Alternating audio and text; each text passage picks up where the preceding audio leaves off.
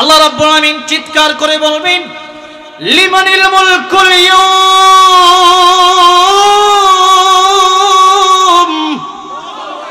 লিল্লাহিল ওয়াহিদিল কাহ্হার। আল্লাহ রাব্বুল আলামিন বলবেন, আজকে রাজত্ব কার? আইনা ফিরাউন, আইনা নমরুদ।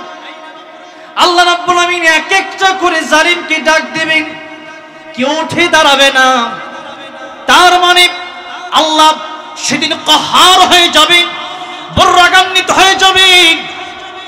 সেই দিন আল্লাহ বলছেন, ইয়াউমা ইয়াকুমুর রূহ ওয়াল মালাইকাতু সাফফা লা ইয়াতাকাল্লামুনা ইল্লা মান আযিনা লাহুর রাহমানু ওয়া ক্বালা সাওয়াবা। কেউ কথা বলবে না। যে ফেরেশতাদের জীবনে কোনো গুনাহ নাই, সেই ফেরেশতারাও আল্লাহর ভয়ে কাঁপতে থাকবে, কাঁপতে থাকবে। সেদিন আল্লাহর অনুমতি ছাড়া কেউ কথা বলবে না। সূরাতুল মুলুক, এই সূরাটার মুলক মানে হচ্ছে রাজত্ব, মুলক মানে হচ্ছে পৃথিবী, মুলক মানে হচ্ছে একটা দেশ। আল্লাহ রাব্বুল আলামিন এই সূরার শুরুতেই এই কথাগুলো আমাদেরকে বললেন, কে মালিক আর কে গোলাম, কে কার কথা অনুযায়ী পৃথিবীতে চলবে, এই পৃথিবীতে কার আইন চলবে, এই পৃথিবীতে কিভাবে আমরা চলবো, এই কথাগুলো আল্লাহ রাব্বুল আলামিন বোঝানোর জন্য সূরাতুল মুলুকের প্রথমেই আমাদেরকে একটি আয়াত দিয়ে বোঝালেন এই কথাগুলো। আর সূরাতুল মুলুক এই সূরার ব্যাপারে রাসূল করিম সাল্লাল্লাহু আলাইহি সাল্লাম বলেন, যারা প্রতি রাতে এশার নামাজের পরে সূরাতুল মুলুক তিলাওয়াত করবে, তাদের জন্য এই সূরা মুলুক কবরে এবং হাসরে যারা করবে, জোরে কোন সুবহানাল্লাহ। কিয়ামতের ময়দানে আপনার আমল নামার কারণে যদি আপনার জাহান্নামে যেতে হয়, তখন এই সূরা মুলুক আল্লাহ রাব্বুল আলামিনকে বলবে, আল্লাহ তার নেক আমল হতে পারে কম, কিন্তু সে প্রতিদিন সূরা মুলুক তিলাওয়াত করেছে প্রতি রাতে, আজকে তাকে যদি জাহান্নামে দাও, আমাকে তুমি অস্বীকার করো, আর আমি যদি তোমার কালাম হয়ে থাকি, আমি সূরা মুলুক যদি তোমার কালামে পাক হয়ে থাকি, এই ব্যক্তিকে জান্নাতে না দেওয়া পর্যন্ত তোমার সাথে আমার জেরা, আমার ঝগড়া চলতে থাকবে, যেরকম সুবহানাল্লাহ। তাহলে আলোচনা এরপরে শুনবেন কি শুনবেন না জানি না, এটাই যদি মানে তাহলে ওয়াজ মাহফিল সফল। তাহলে সূরা মুলুক আমরা প্রতি রাতে তেলাওয়াত করব তো ইনশাআল্লাহ। মাত্র 30 খানা আয়াত আমরা প্রতি রাতে তেলাওয়াত করব ইনশাআল্লাহ। এটা হচ্ছে এক নাম্বার। এবার আসুন একটু ব্যাখ্যা, তরজমা এবং তাফসীরের দিকে যাই। আল্লাহ রাব্বুল আলামিন সূরা মুলকের শুরুতেই কি বলতে চাচ্ছেন, আগে আয়াত শুনেন, পরে তরজমা শুনেন, বুঝেন ভালো করে। আল্লাহ রাব্বুল আলামিন বললেন, তাবারাকাল্লাযী বিয়াদিহিল মুলকু ওয়া হুয়া আলা কুল্লি শাইইন কাদির। তাবারাকাল্লাযী বিয়াদিহিল মুলক, বরকতময় সেই আল্লাহ, পুণ্যময় সেই আল্লাহ, যে আল্লাহর হাতে রাষ্ট্রের ক্ষমতা, যে আল্লাহর হাতে তামাম পৃথিবীর ক্ষমতা, যে আল্লাহ রাব্বুল আলামিনের হাতে আমরা আছি, যে আল্লাহর হাতে আমাদের জীবন, যে আল্লাহর হাতে আমাদের মরণ। আল্লাহ রাব্বুল আলামিন বোঝাতে চাইলেন, তামাম পৃথিবীর মালিক আমি আল্লাহ। একটু আওয়াজ দিয়ে বলা যাবে না, তামাম পৃথিবীর মালিক কে? আল্লাহ। আর আমরা তার কি? গোলাম।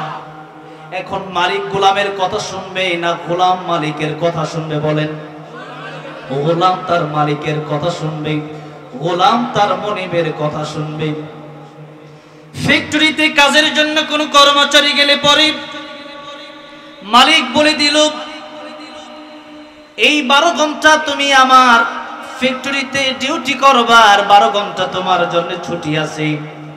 কর্মচারী 6 ঘন্টা ডিউটি করার পর প্রতিদিন বাড়ি চলে যায় আর 6 ঘন্টা করে না ডিউটি, মালিক তাকে চাকরিতে রাখবে না বের করে দেবে? বের করে দেবে। আল্লাহ রাব্বুল আলামিন তিনি এই পৃথিবীতে আমাদেরকে পাঠালেন আল্লাহর গোলামি করার জন্য, আল্লাহর ইবাদতের জন্য। আল্লাহ রাব্বুল আলামিন দৈনিক কিছু রুটিন আমাদেরকে দিয়েছেন, দৈনিক কিছু ডিউটি আমাদেরকে দিয়েছেন, সাপ্তাহিক কিছু ডিউটি আমাদেরকে দিয়েছেন, মাসিক কিছু ডিউটি আমাদেরকে দিয়েছেন, বাৎসরিক কিছু ডিউটি আমাদেরকে দিয়েছেন। এই ডিউটিগুলো যদি আমরা পালন না করি, আল্লাহ বলেন আমার আকাশ জমিনে তোর থাকার অধিকার নাই। কি বললেন? আল্লাহ সূরা রহমানে বললেন ইয়া মাশারাল জিন্নি ওয়াল ইনসি ইন ইসতাতা'তুম আন তানফুযু মিন আকতারিস সামাওয়াতি ওয়াল আরদি ফানফুযু লা তানফুযুনা ইল্লা বিসুলতান। সবাই আমার সাথে পড়েন যারা পারেন, ফাবিআইয়ি আলাই রাব্বিকুমা তুকাযিবান। আল্লাহ রাব্বুল আলামিন বললেন আমি তোমাদের মালিক, তোমরা আমার গোলাম। আমি যা বলবো তোমরা সে কথা অনুযায়ী তোমরা চলাফেরা করবে, সেই ডিউটি তোমরা করবে। কারণ মালিক আমি, খাবার আমি দেই, আমি আল্লাহ জীবন দিলাম, আমি আল্লাহ সব দিলাম। এখন আমার কথাই তোমাদের শুনতে হবে। আমার কথা যদি কারো কাছে ভালো না লাগে, আল্লাহ রাব্বুল আমিন বলছেন আকাশ আমার, জমিন আমার, আমার আকাশ জমিন ছেড়ে তুমি বের হয়ে যাও। এখন আপনি যদি বলেন আমি বাংলাদেশ ছেড়ে ইন্ডিয়া চলে যাব, বলেন তো আল্লাহর আকাশ জমিন কি ছাড়া হবে নাকি? আপনি আমেরিকাতে চলে যাবেন, আল্লাহর আকাশ জমিন ছাড়া হবে নাকি? এই পৃথিবীর যেখানে আপনি যান না কেন, আল্লাহর আকাশ, আল্লাহর জমিনের গণ্ডির বাইরে যাওয়ার কোনো সুযোগ নাই। সুতরাং আল্লাহ বলছেন বান্দারে আমি জানি লা তানফুদুনা ইল্লা বিসুলতান। আমি আল্লাহর আকাশ, আমি আল্লাহর জমিন ছাড়া যাওয়ার কোনো জায়গা তোমার নাই। সুতরাং যাওয়ার জায়গা যেহেতু নাই, আমার কথা অনুযায়ী চলো। আল্লাহর পুরো আকাশ জমিন, পুরো দুনিয়াটা আল্লাহর। শুধুমাত্র একটি দেশ, একটি সমাজে আইন না মানা হলে, দেশের বিরুদ্ধে কথা বলা হলে পরে রাষ্ট্রদ্রোহী, জঙ্গি মামলা, রাজাকার মামলা দিয়া পরে জেলে নিয়ে যায়। দেশের বাইরে তাকে পাঠিয়ে দেওয়া হয়, দেশে ঢুকতে দেওয়া হয় না। কেবলমাত্র দেশের বিরুদ্ধে কথা বলার কারণে যদি বাংলাদেশ ছাড়তে হয়, অথবা জেলে যদি ফাঁসির কাস্টে ঝুলতে হয়, একটি দেশে দেশের আইন না মানার কারণে জীবন যদি চলে যায়, বলেন তো আল্লাহর আইন যারা মানে না তাদের জীবনে বাঁচার কোনো দরকার আছে? নাই। এখন কথা হচ্ছে আল্লাহ মালিক, আমরা তার গোলাম। এখন আমরা যদি আল্লাহর কথা মানি, কিছুটা মানলাম আর কিছুটা মানলাম না, তাহলে কি গোলাম হয়ে থাকা যাবে? কিয়ামতের ময়দানে আল্লাহ রাব্বুল আলামিন দুটি দলের সাথে ভিন্ন ভিন্ন ব্যবহার করবেন। আল্লাহ রাব্বুল আলামিন কোরআন শরীফে আগেই বলে দিয়েছেন কিয়ামতের ময়দানে এই পৃথিবীতে এখনো অনেক দল আছে। নবীজি হাদিস শরীফের ভিতরে বলে গিয়েছেন ৭৩টা দল আমার উম্মতের মধ্যে হবে। একটা দল যাবে জান্নাতে, বাকি ৭২টা দল যাবে জাহান্নামে। যারা আমাকে অনুসরণ করবে আর আমার সাহাবীকে যারা মানবে, এরাই হবে জান্নাতি দল আর বাকিরা হবে জাহান্নামী। এখন আল্লাহ রাব্বুল আলামিন কিয়ামতের ময়দানে দুটি দলের কথা কোরআন শরীফে একখানা আয়াতে কারিমার ভিতরে উল্লেখ করে বললেন, ফারিকুম ফিল জান্নাতি ওয়া ফারিকুম ফিস সাঈর। কিয়ামতের ময়দানে দুটি দলে মানুষ বিভক্ত হয়ে যাবে। দুনিয়াতে যত ইচ্ছা তত দল হতে পারে, কিন্তু কিয়ামতের ময়দানে দুটি দলে মানুষ বিভক্ত হয়ে যাবে। একটি দলের নাম জান্নাতি, আরেকটা দলের নাম জাহান্নামী। ফারিকুন ফিল জান্নাত ওয়া ফারিকুন ফিস সাঈর। তাই কিয়ামতের ময়দানে আল্লাহ রাব্বুল আমিন মানুষ যখন সব শেষ হয়ে যাবে, আল্লাহ রাব্বুল আমিন চিৎকার করে বলবেন, লিমানিল মুলকুল ইয়াউম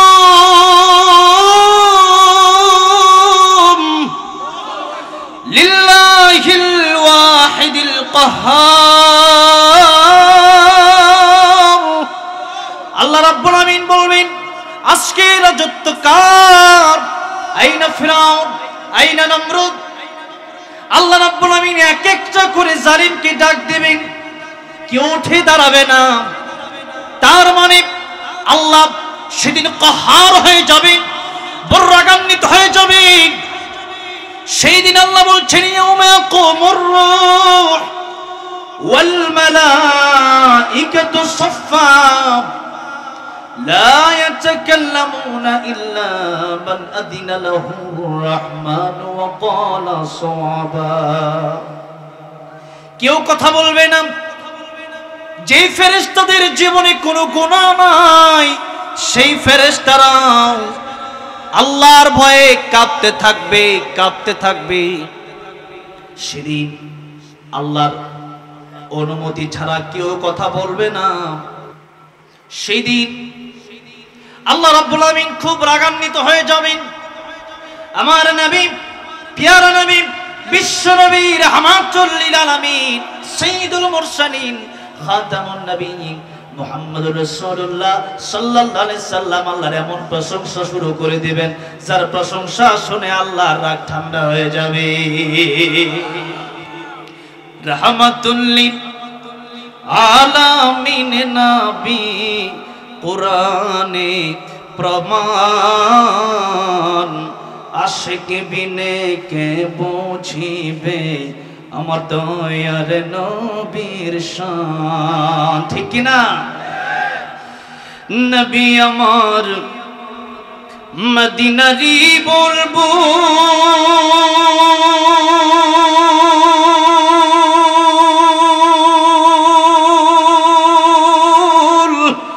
আমার আল্লাহ ভালোবেসে নামটি দিলেন মুহাম্মদ রাসূল। আল্লাহু আকবার। নবী আমার মদিনারি বলবো,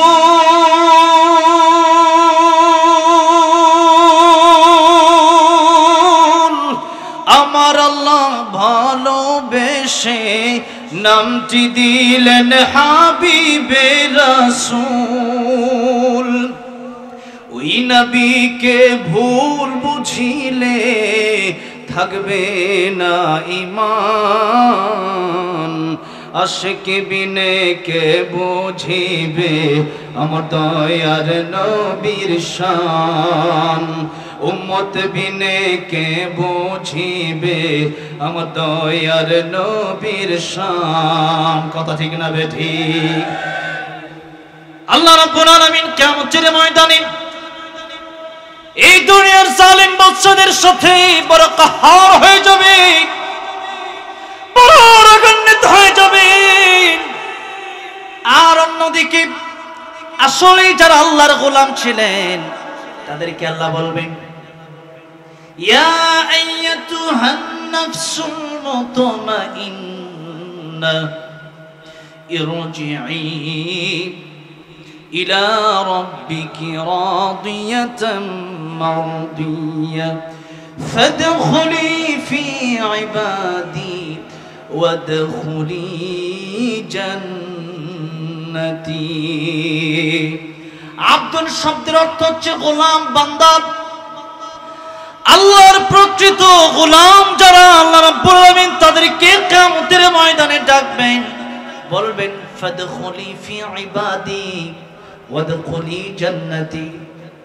আসলেই যারা দুনিয়াতে আমার গোলামি করেছো, দুনিয়ার কোন মানুষের গোলামি করো নাই, আমেরিকার গোলামি করো নাই, ইসরায়েলের গোলামি করো নাই, ইন্ডিয়ার গোলামি করো নাই, দুনিয়ার মানুষের গোলামি করো নাই।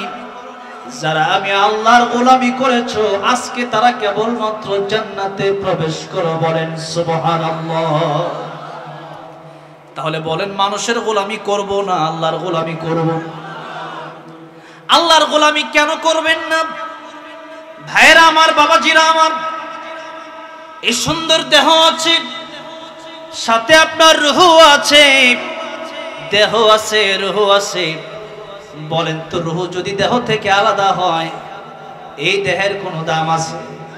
আওয়ামী লীগের দেহ নিবে, বিএনপি নিবে, জাতীয় পার্টি নিবে, জামাতে ইসলাম নেবে? কেউ নিবে না। তাহলে রূহ যদি না থাকে দেহ, তার মানে কবি একজন বলেছিলেন ইঞ্জিনটা চইলা গেলে হায় রে হায় রে হায়, ডাব্বাটা পইরা রইবে এই যে দুনিয়ায়। ইঞ্জিন যেদিন থাকবে না তার মানে ইঞ্জিন ছাড়া ডাব্বা চলে না। রূহ যেদিন না থাকবে, মালাকুল মউত যেদিন রূহ নিয়ে যাবে সেই দিন এই দেহ নিয়ে কেউ কারাকারি করবে না। কিন্তু এখন রূহ আছে, কত মানুষ টাকা দেয়, কত মানুষ ভোট চায়। রূহ যেদিন থাকবে না, ভোট দেওয়ার মতো ক্ষমতা নাই। রূহ যেদিন থাকবে না, আপনাকে নিয়ে কেউ কারাকারি করবে না। তল তো পরের কথা, নিজের সন্তান নিজের বাবাকে কবরে রেখে আসে, কোনোদিন কোনো সন্তান বাবার সাথে কবরে থেকে যায় না। বাবা সন্তানের লাশ নিয়ে কবরে রেখে আসে, কিন্তু বাবা সন্তানের সাথে কোনোদিন কবরে যায় নাই। তো জীবন,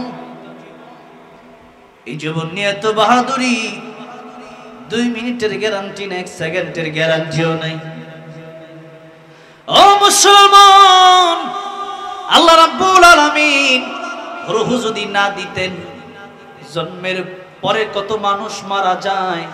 মায়ের পেট থেকে মৃত শিশু যখন বের হয়, এই শিশুকে কেউ লালন পালন করে ঘরের ভিতরে জায়গা দেয় না। আমার আপনারা জায়গা দিছে, রূহ আছে। আবার এখন রূহ চলে যাক, সকালের আগেই দেখবেন, আগামীকাল দুপুরের আগেই দেখবেন আপনি নাই। সুতরাং আল্লাহ বলছেন, বান্দারে এই রূহ তো আমি দিলাম, তোর এই কাজের জন্য হাত আমি দিলাম, দেখার জন্য চোখ আমি দিলাম, কথা বলার জন্য জিহ্বা আমি দিলাম, তোরে বুঝার জন্য আমি আল্লাহ রাব্বুল আমিন কলম দিলাম, বুদ্ধি দিলাম। সব বুঝলি কিন্তু আমি আল্লাহরে বুঝলি না, দুনিয়া বুঝলি, আখিরাত বুঝলি না। আল্লাহ রাব্বুল আলামিন এইজন্য কোরআন শরীফের ভিতরে ডাক দিয়ে বলছেন, লাহুম কুলুবুন লা ইয়াফকাহুনা বিহা ওয়া লাহুম আ'য়ুনুন লা ইউবসিরুনা বিহা ওয়া লাহুম আযানুন লা ইয়াসমাউনা বিহা উলাইকা কাল আনআমি বাল হুম আযাল্লু উলাইকা হুমুল গাফিলুন। বান্দারে চোখ আছে, চোখ দিয়ে দেখো না, সব দেখো কিন্তু কোরআন দেখো না। সব শুনলা, কোরআন শুনলা না। সব বুঝলা কিন্তু কোরআন বুঝলা না। সব চিনলা কিন্তু আল্লাহরে চিনলা না। বান্দারে আমি আল্লাহ তোমার সব দিলাম, তুমি আমি আল্লাহ রাব্বুল আমিনকে একটু ডাকতেও পারলা না। তাই আল্লাহ রাব্বুল আমিন রাগান্বিত হয়ে বলছেন, ইয়া মাশারাল জিন্নি ওয়াল ইনস ইন ইসতাতা'তুম আন তানফুযু মিন আকতারিস সামাওয়াতি ওয়াল আরদি ফানফুযু। আমারে ভালো লাগে না, আমার আকাশ জমিনে থাকার দরকার নাই, বের হয়ে অন্য জায়গায় যাও। এখন আপনি চিন্তা করবেন যাব কোথায়? যাওয়ার কোনো জায়গা যেহেতু নাই, আল্লাহ রাব্বুল আলামিনকে মেনে নেওয়াটাই হলো উত্তম। আল্লাহকে মানা ছাড়া কোনো উপায় আমাদের নাই। আল্লাহ রাব্বুল আলামিন এই জন্যই বলছেন, ও বান্দারে, তাবারাকাল্লাযী বিয়াদিহিল মুলক, মালিক তো আমি আল্লাহ, আর তোমরা আমার গোলাম।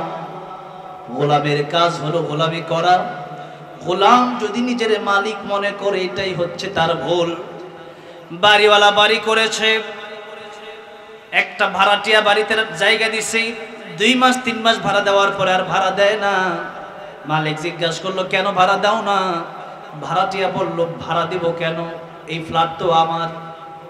মালিক তারে রাখবে না বের করে দেবে? বের করে দেবে, কারণ এই ফ্ল্যাট আমার, আমি কষ্ট করে করেছি, ভাড়া তোমাকে আমাকে দিতেই হবে। ভাড়া যদি না দাও, এই ফ্ল্যাটে থাকা যাবে না, বাড়িতে থাকা যাবে না। আল্লাহ রাব্বুল আলামিন বান্দাকে ডাক দিয়ে বলছেন, ও বান্দারে, আমি আল্লাহ রাব্বুল আলামিন তোমাকে এই দুনিয়াতে পাঠালাম। আমি আল্লাহ মালিক, তুমি আমার গোলাম। এই যে জায়গা, জমি, বাড়ি, গাড়ি, কোনটার মালিক তুমি না, যার কারণে কবরে যাওয়ার সময় কিছুই সাথে দিয়ে দেয় না। এই জন্য নবীজি বলেছেন, ও পৃথিবীর মানুষেরা, তোমাদের 3টা ভাই আছে। একটা ভাইয়ের নাম নেকামল, আরেকটা ভাইয়ের নাম ধন সম্পদ, আরেকটা ভাইয়ের নাম আত্মীয় স্বজন। তবে মনে রাখবা, ওই কবরে যেদিন চলে যাবা, যে কবরে সাথী নাই, বাতি নাই, যে কবরে বন্ধু নাই, বান্ধব নাই, যেই কবরে আল্লাহ রাসূল ছাড়া, কোরআন ছাড়া আপন কেউ নাই, সেখানে যাওয়ার আগে কবরের প্রস্তুতি তোমরা নিয়ে নাও। আর এই কবরে আমরা কখন যাব, কার জন্য মালাকুল মওতাজের অপেক্ষা করতেছে, এটা কারো জানা নাই। সুতরাং 24 ঘন্টা মৃত্যুর জন্য প্রস্তুতি নিয়ে রাখতে হবে।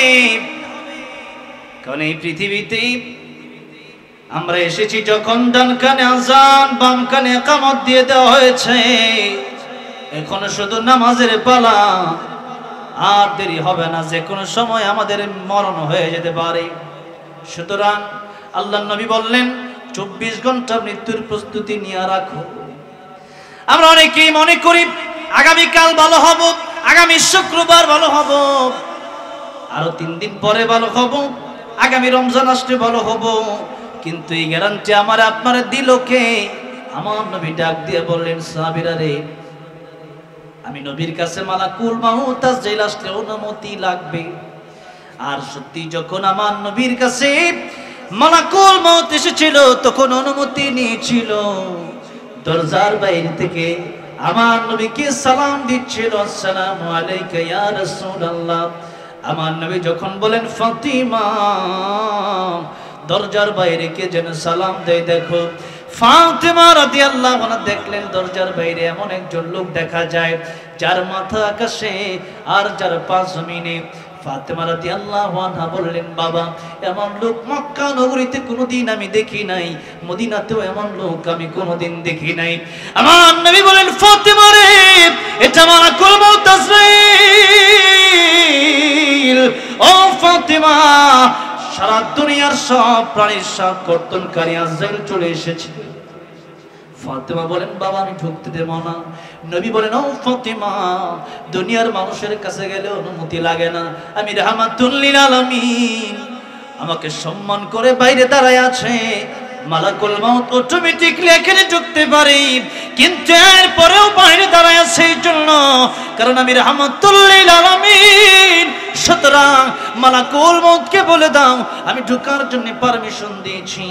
ঢোকার পরে আবার পারমিশন নিলেন, আসসালামু আলাইকা ইয়া রাসূলুল্লাহ, ইয়া রাসূলুল্লাহ, আপনার কাছে আমি এসেছি।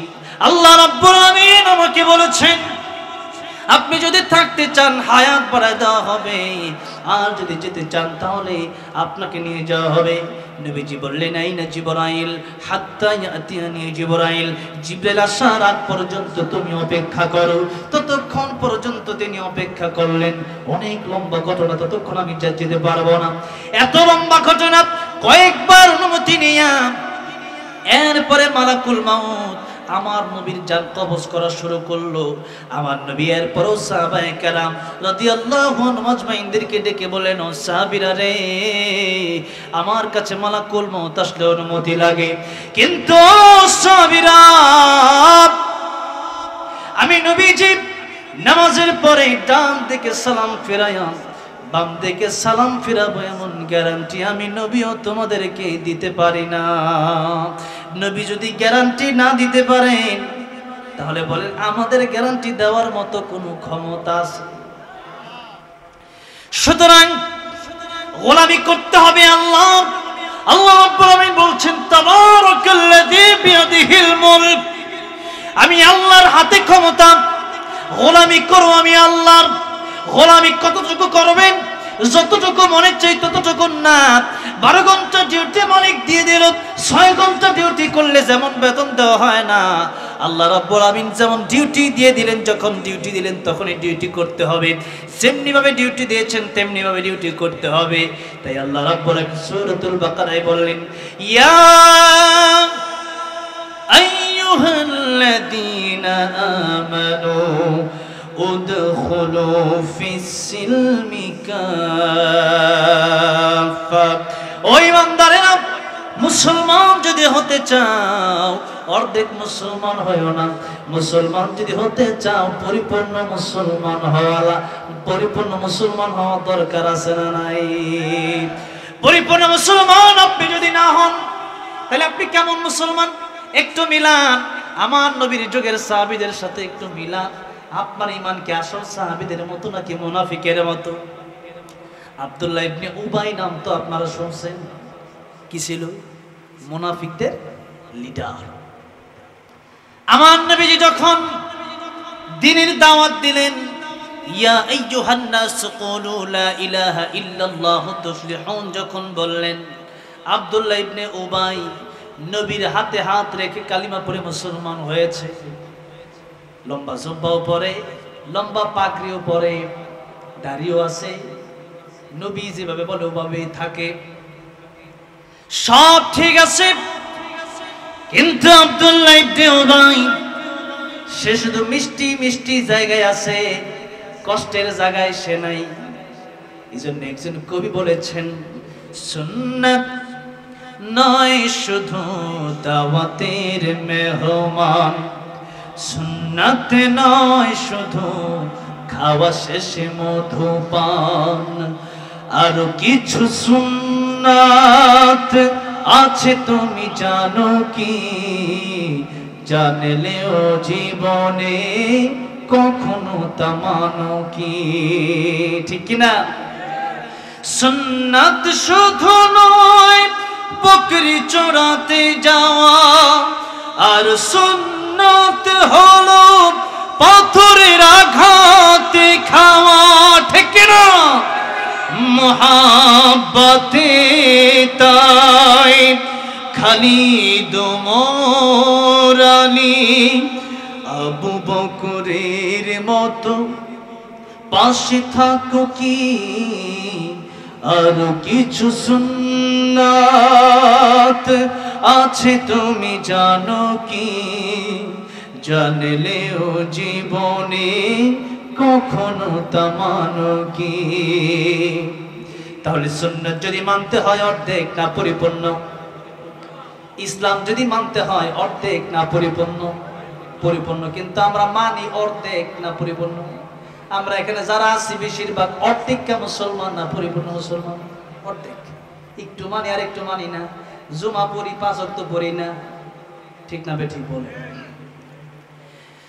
আল্লাহ রাব্বুল আমিন বললেন, মুসলমান যদি হওয়া লাগে পরিপূর্ণ মুসলমান হও। আমার নবীর কাছে জিবরাইল আমিন মুনাফিকের লিস্ট দিলেন। নবীজি বললেন, মুনাফিকের লিস্টে যে তুমি আমারে দিলাম, এই মুনাফিকের লিস্টের মধ্যে সর্বপ্রথম তো তার নাম দেখা যায় যে ব্যক্তি জুব্বাও পরে, দাড়িও আছে, পাগড়িও আছে। জিবরাইল আমিন ডাক দেখো, ইয়া রাসূলুল্লাহ, দাড়ি আর টুপি আর পাগড়ি থাকলে বড় মুসলমান হওয়া যায় না, অন্তরটা আগে ঠিক হওয়া লাগবে। অন্তরে আল্লাহর ভয় থাকার দরকার আছে না নাই? তাই আল্লাহ বলেন, ইয়া আইয়ুহাল্লাযীনা আমানুত্তাকুল্লাহ ওয়া কুনু মা'আস সাদিকিন। আল্লাহকে ভয় করো, আল্লাহকে ভয় করো। আল্লাহ রাব্বুল আলামিন আরেক জায়গায় বললেন, ইন্না আকরামাকুম ইনদাল্লাহি আতকাকুম। আল্লাহ বললেন, যে ব্যক্তি অনেক ধনী মানুষ সে আমার কাছে দামি নয়, অনেক সুদর্শন মানুষ আমার কাছে দাম নাই। বেলালের মতো কালো যদি হও, যদি অন্তর তাকওয়ায় ভরপুর থাকে, অন্তরে যদি আল্লাহর ভয় থাকে, তাহলে আল্লাহর কাছে দামি হওয়া যায়, অন্যথায় আল্লাহর কাছে দামি হওয়ার কোনো সুযোগ নাই। আবু লাহাবকে আবু লাহাব কেন বলা হয়? আবু লাহাব বড় সুন্দর ছিল। অগ্নিশিখাকে বলা হয় লাহাব। আবুল মানে বাপ, আবু লাহাব নাম শুনছেন তো? আবু লাহাব। আবু লাহাবকে আবু লাহাব কেন বলা হয়? আবুর শব্দের অর্থ হচ্ছে বাবা, লাহাবুর শব্দের অর্থ হচ্ছে অগ্নিশিখা। অগ্নিশিখাটা লাল হয়, আগুনটা হলুদ। আগুনটা কি? হলুদ। আর আগুনের যে মাথাটা থাকে একবারে অগ্নিশিখা, ওটা কি? লাল। এই জন্য তাকে মানুষ বলতো লালের বাপ। কিসের বাপ? লালের বাপ। এত সুন্দর ছিল, লাল টকটকে ছিল আবু লাহাব। আবু লাহাব এত সুন্দর ছিল, লাল সুন্দর ছিল, তাকে মানুষ আবু লাহাব বলে ডাকত। অন্যদিকে বেলাল হাবশী, কালো কুৎসি কিন্তু বেলাল হাবশী। আমার নবী যখন মেরাজের রাতে জান্নাতে গেলেন, আমার নবী দেখতেছেন কার টকটক আওয়াজ শোনা যায়। আমার নবী ডাক দিয়ে বললেন, জিবরাইল, কার হাঁটার আওয়াজ? আমি নবীর হাঁটার আগে আগে শোনা যায়। জিবরাইল আমিন বললেন, ইয়া রাসূলুল্লাহ, ইয়া হাবিবাল্লাহ, কালো বেলাল জমিনে হাঁটে, আর কালো বেলালের হাঁটার আওয়াজ আল্লাহর তৈরি জান্নাতের ভিতরে এসে পৌঁছে যায়। তাহলে কালো হলেও দাম আছে যদি অন্তরে কার ভয় থাকে? আল্লাহর ভয় থাকে। আল্লাহর ভয় যদি অন্তরে থাকে, গুনাহ করার সুযোগ নাই। কেউ দেখে না, আমার দেখে কে? কেউ শুনে না, শুনে কে? এটা যদি অন্তরের ভিতরে থাকে, তাহলে সরকার জুলুম করবে না। এটা যদি অন্তরের ভিতরে থাকে, নেতা চাঁদাবাজি করবে না, নেতা সুদ খাবে না, ঘুষ খাবে না। কথা ঠিক না বেঠে? আর অন্তরের ভিতরে যদি আল্লাহর ভয় না থাকে, তাহলে নেতার পিয়ন কয়েকশো কোটি টাকার মালিক হয়ে যাবে কয়েকদিনে। কারণ কার ভয় নাই? আল্লাহর ভয় নাই। এই পৃথিবীতে আল্লাহ রাব্বুল আমিন আমার নবীকে পাঠানোর পরে আল্লাহ কি বলছেন জানেন? আজকে যে ওয়াজ মাহফিল হচ্ছে, এই ওয়াজ মাহফিলের দরকার কেন শুনেন। আমার নবীকে সূরা গাশিয়াতে আল্লাহ বলছেন, ফাযাক্কির ইন্নামা আনতা মুযাক্কির লাস্তা আলাইহিম বিমুসাইতির। ওগো নবীজি, আপনি ওয়াজ করেন, নসিহত করেন, ওয়াজের মাধ্যমে মানুষ ভালো হয়ে যায়, ওয়াজের মাধ্যমে মানুষ চোর থেকে আল্লাহর ওলি হয়ে যায়। কথা ঠিক না বেঠি? ফুজাইল ইবনে আয়াজ রাহমাতুল্লাহ আলাইহি ডাকাতের লিডার ছিলেন। ডাকাতের লিডার একদিন রাতে সব ডাকাতকে ডাকাতি করতে পাঠায়া দিছে। উনি জংলায় একা বসা। চিন্তা করলেন কি করা যায়। ডাকাতিও করে, আবার চিন্তা করছে কি করা যায়। চিন্তা করতেছে যে এত রাত হয়ে গেছে, বসে না থেকে তাহাজ্জুদের নামাজ পড়ি। ডাকাতের লিডার কিসের নামাজ পড়ে বলেন? তাহাজ্জুদের নামাজ পড়ে। ফুজাইল ইবনে আয়াজ রাহমাতুল্লাহ আলাইহি তাহাজ্জুদের নামাজ পড়ে, আবার রেস্ট নেয়, আবার নামাজ পড়ে। পথিমধ্যে এক পথিক যাচ্ছে, রাত হয়ে গেছে। সে কারণে তিনি চিন্তা করলেন, আমার কাছে কিছু অর্থ আছে, টাকা পয়সা আছে, স্বর্ণ আছে, এই মালামালগুলা এই জঙ্গলে আমি আজকে রাতে থেকে যাই। আমি জানি ফুজাইল ইবনে আয়াজ মনে হয় ডাকাতি করতে পারে। প্রসিদ্ধ ডাকাত থাকে না এলাকায়?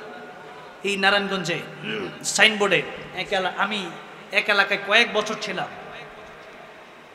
এক ডাকাত ছিল সেখানে আমাদের এলাকায়। আমার সাথে কখনো ডাকাতি হয় না, কিন্তু প্রায় দিনই সে ডাকাতি করতো। সবাই তারা চিনেও, কিন্তু কেউ তারা কিছু বলে না, বললে তার খবর আছে।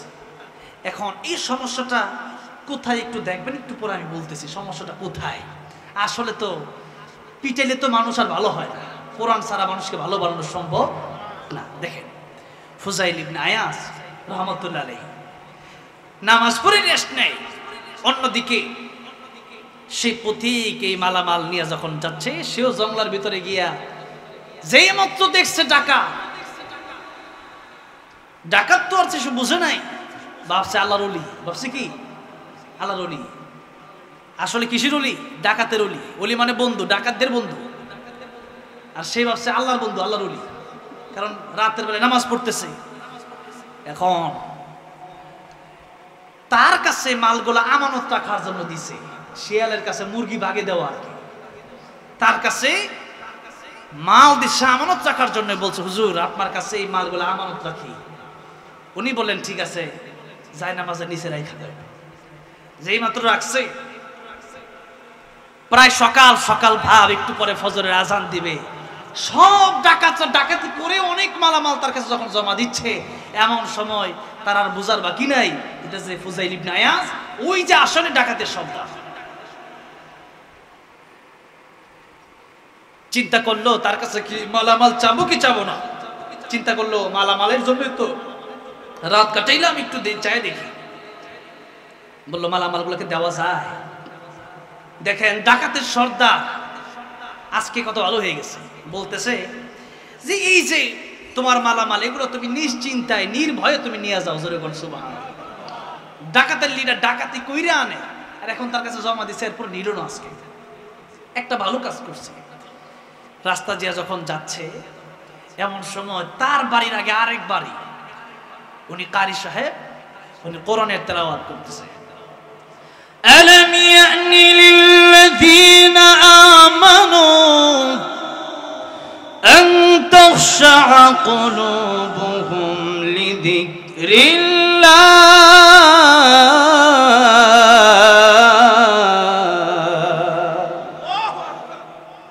যেই মাত্র কোরআন শরীফের তিলাওয়াত তার কানে বেজে উঠেছে, এমনি অন্তর পরিবর্তন হয়ে গেছে। কারি সাহেবের দরজায় গিয়ে নক দিল। কারি সাহেব দরজা খোলেন। কে আপনি? আমি ফুজাইল ইবনে আয়াস। কেন এসেছে? আপনার সাথে কথা বলতে এসেছি। আপনি আর ডাকাতের লিডার আমার কাছে কি ডাকাতি করার জন্য এসেছেন? না, আমি আপনার সাথে কিছু কথা বলতে চাই। আপনি দয়া করে দরজাটা খোলেন। যেই মাত্র দরজা খুললেন, এতক্ষণ কথা বলেছেন, লাল চক্ষু দেখে আর ভয় পেয়ে গেলেন কারি সাহেব। ফুজাইল ইবনে আয়াস রাহমাতুল্লাহ ডাক দিয়ে বললেন, আপনি যে একটু আগে কোরআন শরীফের একখানা আয়াতে কারিমা তেলাওয়াত করেছেন, এই আয়াতটা কি আমারে আবার শোনাবেন? জোরে জোরে বলা যাবে না সুবহানাল্লাহ?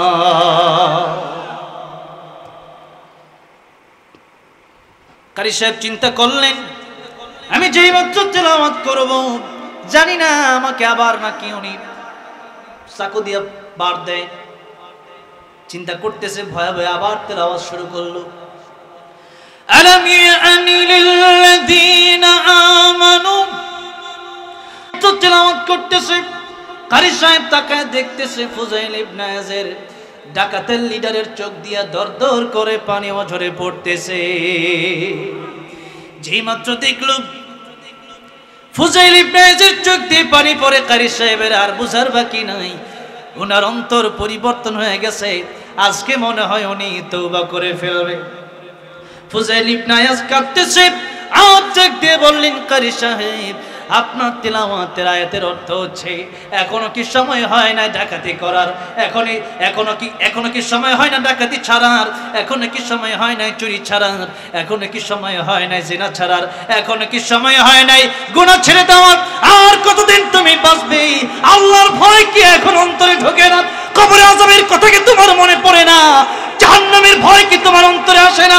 আমার মনে হলো আল্লাহ রাব্বুল আলামিন তোমার জবান দিয়ে যে আয়াত বের করে দিয়েছে, আমার পরিবর্তনের জন্য মনে হয় এই আয়াত তোমার জবান দিয়ে আল্লাহ রাব্বুল আলামিন বের করে দিয়েছে। আমি আর দেরি করতে চাই না, এই মুহূর্তে তওবা করতে চাই। এতদিন পর্যন্ত আমি ডাকাতি করেছি, আজ থেকে আর জীবনে কোনোদিন আমি ডাকাতি করব না। ফুজাইল ইবনে আয়াস রাহমাতুল্লাহ আলাইহি সেই রাতে তওবা করেছিলেন। সেই রাতের তওবায় ফুজাইল ইবনে ইয়াদ রাহমাতুল্লাহ আলাইহি এমন ভালো হয়েছিলেন, পৃথিবীর বিশ্ববিখ্যাত আল্লাহর ওলিদের মতো আল্লাহ রাব্বুল আমিন তিনাকেও একজন ওলি বানিয়ে দিয়েছিলেন। বলেন তো কিসের কারণে এই মানুষটার পরিবর্তন হলো? কোরআনের কারণে। কিসের কারণে? কোরআনের কারণে। তাই আল্লাহ বলছেন, ওগো নবীজি ফাযাক্কির ইন্নামা আনতা মুযাক্কির, মানুষকে ভালো করার জন্য আপনি মানুষকে কোরআন থেকে নসিহত করেন, কোরআন থেকে ওয়াজ করেন, তাহলে মানুষের পরিবর্তন হয়ে যাবে। আমি একবার এক চিল্লা দিতে গেলাম সাতক্ষীরা, সেখানে যাওয়ার পরে দেখলাম একজন আমির সাহেব, অনেক মানুষ সেখানে আমার সাথে যারা গেছে আমাকে বলল, হুজুর আমির সাহেবকে কি আপনি চিনেন? আমি বলি না, চিনি না। উনি বললেন গাজীপুর টঙ্গীর আগে ডাকাতের লিডার উনিও ছিল। কেমনে ভালো হইল? টঙ্গীর ইস্তেমায় গিয়া ভালো হয়ে গেছে, কোরআনের আলোচনা শুনে যেরকম সুবহানাল্লাহ। আজকের এরকম ওয়াজ মাহফিলের কারণে, আজকের ওয়াজ মাহফিল যারা অঞ্জাম দিয়েছেন, এই ওয়াজ মাহফিল থেকে যারা ভালো হয়ে যাবে, জীবনের মর্যাদায় গড়ে যাবে।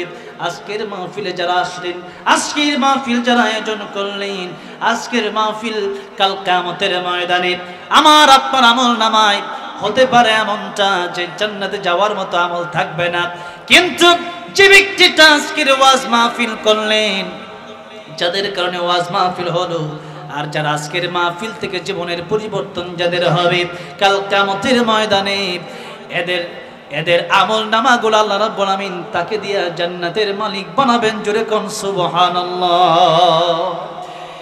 তাই আল্লাহর নবীকে আল্লাহ বলছেন, ওগো নবীজি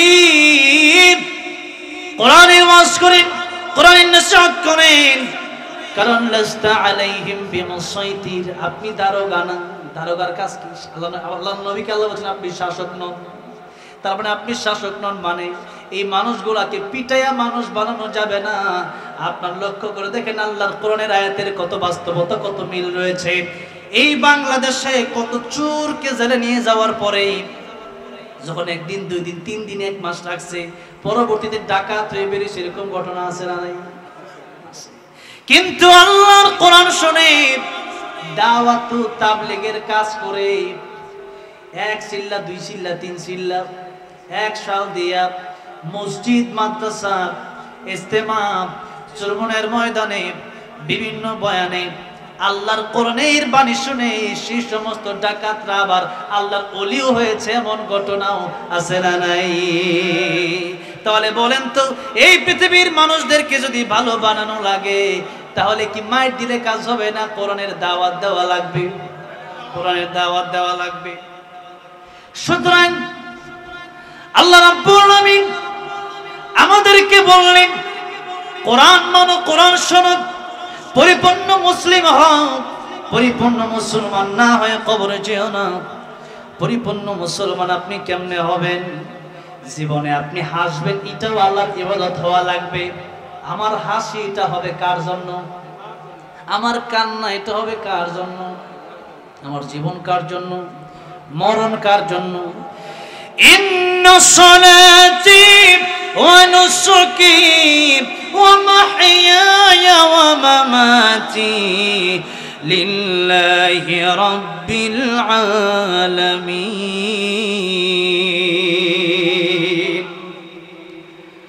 আল্লাহর নবীকে আল্লাহ বলছেন, ও নবীজি বল, আপনি বলেন, ইন্না সালাতি, নিশ্চয়ই আমার নামাজ, ওয়া নুসুকি, আমার কুরবানি, ওয়া মাহইয়ায়া, আমার জীবন, ওয়া মামাতি, আমার মরণ, লিল্লাহি রাব্বিল আলামিন, সে আল্লাহ রাব্বুল আমিনের জন্য, যিনি তামাম পৃথিবীর মালিক, যিনি তামাম পৃথিবীর পালনেওয়ালা, আল্লাহর জন্য সব হতে হবে। সুতরাং নামাজ, রোজা, হজ, যাকাত এটা ইবাদত না। আল্লাহ বললেন কুলু লিন্নাসি হুসনা, মানুষের সাথে হাসি মুখে কথা বলো, ওইটাও নফল ইবাদতের সওয়াব। জোরে জোরে বলেন সুবহানাল্লাহ। চোখের পানি ছাড়লে, হাসলেন, এখানে সব পাইলেন। আবার নবীজি বললেন মান বাকা মিন খাশিয়াতিল্লাহ হারামাল্লাহু আলাইহিন নার, আল্লাহর ভয় চোখের পানি যে ব্যক্তি ছেড়ে দেয়, ওই ব্যক্তির জন্য জাহান্নামের আগুন হারাম হয়ে যায়। তাহলে আল্লাহর ভয়ে কাঁদলেও লাভ আছে। কিয়ামতের ময়দানে পৃথিবীর কোনো পানির মাধ্যমে জাহান্নামের আগুন ধরে যাবে না, কিন্তু একমাত্র মানুষের চোখের পানির কারণে জাহান্নাম দূরে চলে যাবে। এই জন্য আল্লাহর ভয়ে কাঁদার দরকার আছে না নাই? তাহলে হাসলেও সব, কাঁদলেও সব। আপনি ব্যবসা করবেন, হাল্লাল্লাহুল বাইআ ওয়া হারামার রিবা। আল্লাহ বলেন ব্যবসাকে আমি আল্লাহ হালাল করেছি। এখন ব্যবসা, আল্লাহর নবী বললেন 10% রিজিকের ভিতরে 9% আল্লাহ রেখেছেন ব্যবসার ভিতরে। কিসের ভিতরে? ব্যবসার ভিতরে। আর আল্লাহ রিবা, সুদকে হারাম করেছেন। ওয়া হারামার রিবা, সুদ যারা খায় তারা আল্লাহ এবং আল্লাহর রাসূলের সাথে যেন তারা যুদ্ধ করে। সর্বনিম্ন গুনাহ হচ্ছে মায়ের সাথে জিনা করা। নাউজুবিল্লাহ বলেন। তাহলে চিন্তা করেন এই দেশে সুদ আছে না নাই? অভাব নাই, অভাব নাই। এখন আপনি যদি মনে করেন এগুলা ওয়াজের দরকার নাই, আমিও বলি আপনার কথায়ও আমার কিছু যায় আসে না। দেখেন আল্লাহ বললেন, ও নবীজি মানুষকে ওয়াজ করেন, নসিহত করেন, যদি শুনে তার লাভ, না শুনলে তার ক্ষতি। আপনার কিছু হবে না, আমি আল্লাহরও কিছু হবে না। আপনি নামাজ পড়লে আপনার লাভ, আল্লাহর লাভ না। আপনি নামাজ না পড়লে আপনার ক্ষতি, আল্লাহর ক্ষতি না। সুতরাং আল্লাহ রাব্বুল আলামিন বলছেন, এই পৃথিবীর মানুষ যদি আমি আল্লাহর কথা না শুনে, আমি আল্লাহর কোনো লস হবে না। মানুষ যদি ইবাদত করে এই মানুষের লাভ হবে। সুতরাং আমি আল্লাহ রাব্বুল আলামিন যা যা বলে দিলাম তা যদি না মানে, কিয়ামতের ময়দানে আজকের এই মাহফিলের কথা আপনার হয়তো স্মরণ হয়ে যাবে। কিয়ামতের ময়দানে জিজ্ঞাসা করা হবে। সূরা মুলুকে এই পৃষ্ঠা শেষের দিকে আসছে, সাআলাহুম খাজানাতুহা আলাম ইয়াতিকুম নাযীর। কিয়ামতের ময়দানে জিজ্ঞাসা করা হবে, তোমাদের কাছে কি ওয়াজ মাহফিল করা হয় না? হুজুররা কি যায় নাই? নবী রাসূল যায় নাই? এখন তো নবী রাসূল নাই, তাদের ওয়ারিস যায় নাই। আলাম ইয়াতিকুম নাযীর মানে হচ্ছে ভীতি প্রদর্শনকারী কি তোমাদের কাছে যায় নাই? ভয় কি, জাহান্নামের ভয় কি দেখানো হয় নাই? জান্নাতের আশা কি তোমাদেরকে দেখানো হয় নাই? সে সময় আজকের এই কথাগুলো যারা মানবে না, যদি মনে করেন হুজুর সুদের ওয়াজ করতেছে, এখন আপনার গায়ে একটু লাগতে পারে, তা স্বাভাবিক ব্যাপার, অস্বাভাবিক নয়। কিন্তু কথা হচ্ছে ডক্টর ইউনূস সাহেব উনি যদি সুদ খায়, তাহলে কোনার বিরুদ্ধে আমি বলা ছেড়ে দেব? হ্যাঁ, যেই খাক না কেন তার বিরুদ্ধে না বলে ছেড়ে দেবো না? কেন তার বিরুদ্ধে বলবো? যেই খাক না কেন তার বিরুদ্ধে আমি বলবো। কয়েকদিন আগে আমার একজন জেগে আছে, হুজুর আপনি তো সুদের বিরুদ্ধে ওয়াজ করেন না। আমি বলছি আপনি কই করি না দেখতেছেন, আপনি ঢুকেন ইউটিউবে, ঢুকে দেখেন কত সুদের বিরুদ্ধে ওয়াজ আছে। তার মনে হচ্ছে যে আমি আগে আওয়ামী লীগ মানে আগে আওয়ামী লীগ দিয়ে কইলেও এখন ডক্টর ইউনূসের পক্ষে আসলাম, এই জন্য তার বিরুদ্ধে ওয়াজ করি না। আগে শেখ হাসিনার বিরুদ্ধে খালি ওয়াজ করছি। এখন বলেন ডক্টর ইউনূস যদি সুদ খায় তাহলে তার বিরুদ্ধে বলবো না? কেন বলবো? আসলে উনি সুদ যদি আসলে খায় তাহলে উনি তো জাহান্নামের দিকে যাচ্ছে।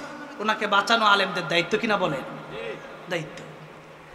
এখন কথা হচ্ছে আপনি সুদ, ঘুষ আর যেটাই খান না কেন, আজকে আপনাকে বলে দেওয়া হচ্ছে যে আপনি গুনাহ করবেন না, আল্লাহর কোরআনে যা আছে আপনি তা মানবেন। আপনি যদি না মানেন, কিয়ামতের ময়দানে এই প্রশ্ন আপনাকে করা হবে, তোমাদের কি কোরআনের আয়াত তোমাদের কাছে যায় নাই?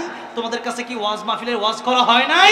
আপনি বলবেন ক্বালু বালা ক্বাদ জাআনা নাযীর ফাকাযযাবনা ওয়া কুলনা মা নাযালা আল্লাহু মিন শাই ইন আনতুম ইল্লা ফি দালালিন কাবীর ওয়া ক্বালু লাও কুন্না নাসমা'ু আও না'কিলু মা কুন্না ফি আসহাবিস সাঈর।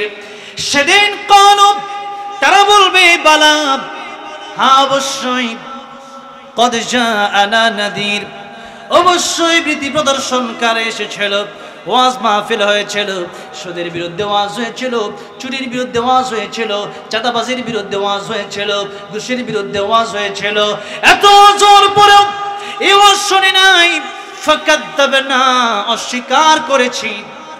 সেদিন মানুষ আফসোস করবে আর বলবে ওয়াকালু লাউ কুন্না নাসমাউ আও নাকিলু মা কুন্না ফি আসহাবিস সাঈর।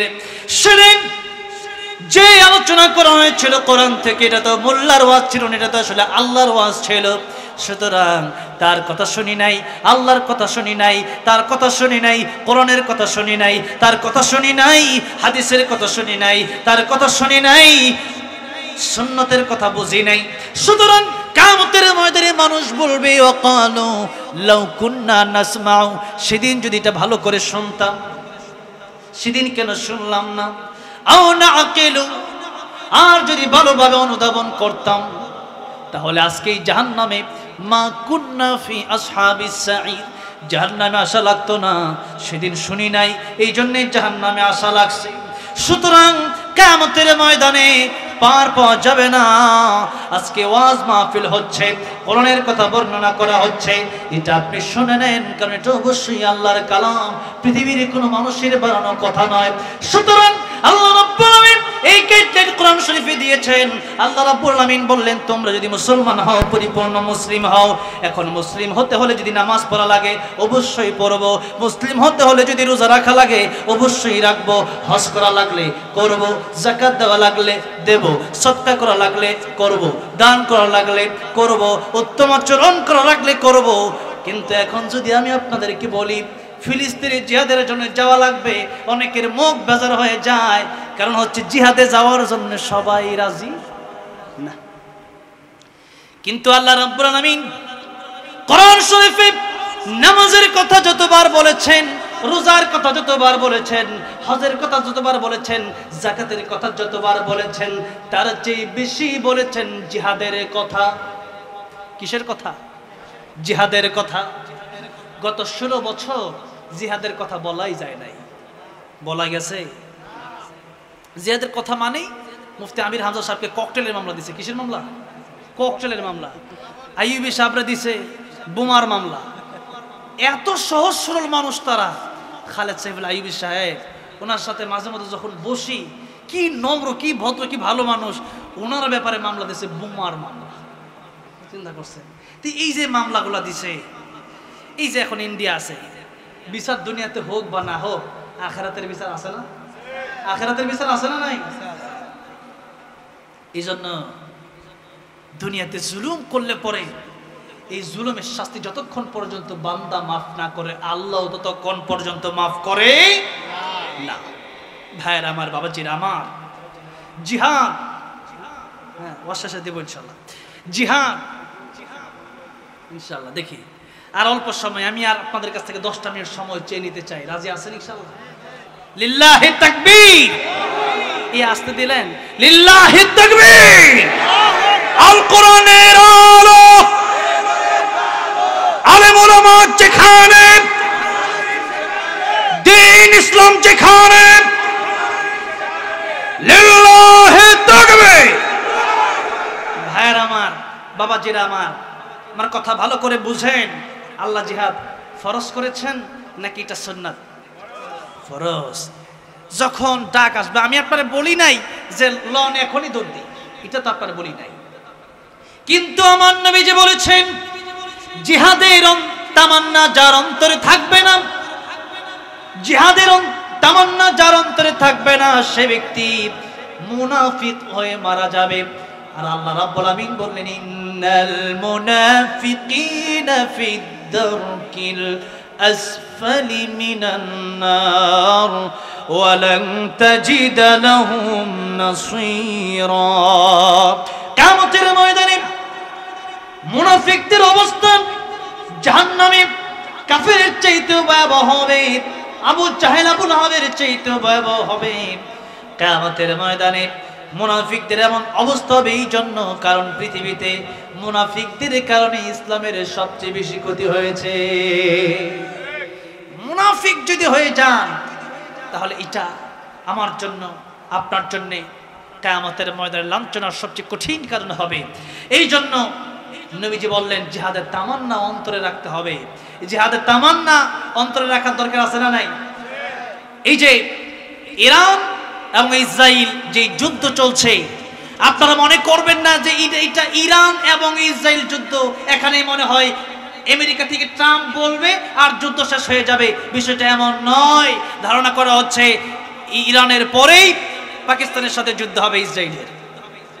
আর এটা তো অলরেডি প্রকাশ হয়েছে যে তৃতীয় বিশ্বযুদ্ধ এখন শুরু হয়েছে। আর নবীজির ভবিষ্যৎবাণী ছিল তৃতীয় বিশ্বযুদ্ধ থেকে গজওয়াতুল হিন্দ হবে। গজওয়াতুল হিন্দ হবে। সেই গজওয়াতুল হিন্দে তামাম পৃথিবীর যত মুসলিম আছে 200 কোটি মুসলিম যদি এখন থাকে, আর এখন যদি গজওয়াতুল হিন্দ শুরু হয়ে যায়, একসাথে 200 কোটি মুসলিমদের মাঠে নামতে হবে। যারা মাঠে নামবে না প্রত্যেকেই মুনাফিক হয়ে যাবে। আর এই যুদ্ধে যারা শহীদ হয়ে যাবে প্রত্যেকে আল্লাহর জান্নাতে চলে যাবে। এই যুদ্ধে যারা যাবে শহীদ হবে না প্রত্যেকে ইমাম মাহদির সৈনিক হয়ে যাবে। যেরকম আল্লাহু আকবার। সুতরাং কমপক্ষে আমাদের চিন্তা চেতনা আমাদের থাকতে হবে। আমি একটা কথা আপনাদেরকে জিজ্ঞাসা করতে চাই, অনেকে জিহাদ পছন্দ করে না। আমি তাদেরকে বলি, জিহাদ কাদের জন্য? জিহাদ তো মানুষকে মারতে আসে নাই। জিহাদ এই পৃথিবীতে ইনসাফ প্রতিষ্ঠা করার জন্য এসেছে। জিহাদ এই পৃথিবীতে মানুষের হক আদায়ের লক্ষ্যে এসেছে। জিহাদ এই পৃথিবীতে জুলুম থেকে মানুষকে বাঁচানোর জন্য এসেছে। জিহাদ মানে হচ্ছে যে এই পৃথিবীতে আল্লাহর দ্বীনকে বাস্তবায়ন করা, কুফরিবাদকে এই পৃথিবী থেকে চিরন্তরে মুছে দেওয়া এবং নাস্তিক্যবাদকে পৃথিবী থেকে চিরন্তরে মুছে দেওয়া। কথা হচ্ছে জিহাদ। যখন জিহাদের কথা শুনে অনেকে লড়ে চলে ওঠে। আমি আপনাদেরকে জিজ্ঞাসা করতে চাই, পুলিশ, র্যাব, সেনাবাহিনী তাদের কথা শুনলে কি কেউ লড়ে চলে ওঠে? ওঠে না। কেন? পুলিশ, আর্মি, বিডিআর এই সমস্ত বাহিনীগুলো আমাদের দেশের জন্য বলেন তো দরকার আছে না নাই? ইন্ডিয়া যদি আমাদের বিরুদ্ধে লাগেই কথার কথা, তখন দেশের সেনাবাহিনীর প্রয়োজন হবে কি হবে না? কারণ আপনি যদি গুলির সামনে খাড়িয়া মইরা যান, এই মরার লাভ কি? যুদ্ধ মানে হচ্ছে আপনাকে যুদ্ধের কৌশল জানা থাকা লাগবে। আপনি যদি যুদ্ধের কৌশল না জানেন যুদ্ধ করবেন কেমনে? আপনি বলেন জিহাদি গিয়া মইরা যাবো। কেন? জিহাদ করে মইরা যাবেন কেন? আগে 100 রানে ফালাইয়া পরে মরতে হবে। তাহলে তো লাভ কি? এরা যদি বাইচে থাকে আপনি তো মইরেই যান, তাহলে লাভ কি? এই জন্য জিহাদের কথা বুঝেন।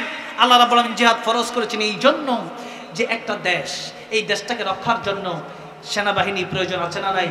পুলিশ প্রয়োজন আছে না নাই? র্যাব প্রয়োজন আছে না নাই? একটা দেশ সামান্য একটা দেশ, এই দেশে আজকে আমি আছি, কালকে কবরে চলে যাব। এই দেশে আমি একদিন থাকবো না, আমি মরে যাব। কিন্তু ইসলাম, ঈমান, এই দেশ থেকে আমি চলে গেলে এটা কোনো আফসোস না। কিন্তু ঈমান হারা হয়ে যদি মরে যায়, ঈমান ফিরে পাওয়া যাবে না।